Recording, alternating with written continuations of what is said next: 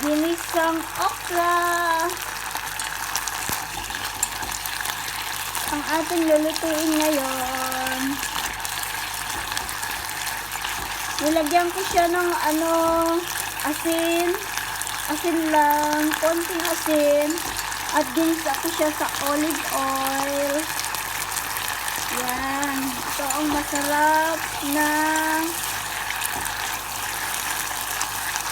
isaw-saw. Masarap na vegetable. Isaw-saw sa lemon at soy sauce. Gawa tayo ng soy sauce para sa ating okra. Isaw-saw natin sa soy sauce na may onion.